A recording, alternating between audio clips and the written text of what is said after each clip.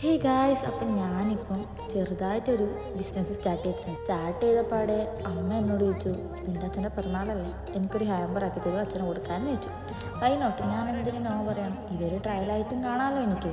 അപ്പം നിങ്ങൾ വിചാരിക്കും ഞാനിത് ഫ്രീ ആയിട്ട് ആക്കി കൊടുക്കും.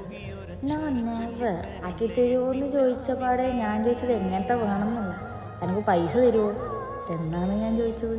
അപ്പം എൻ്റെ ഫസ്റ്റ് വർക്ക് അത് അച്ഛന് വേണ്ടിയിട്ടാകുമ്പോൾ അതൊരു സന്തോഷം തന്നെ.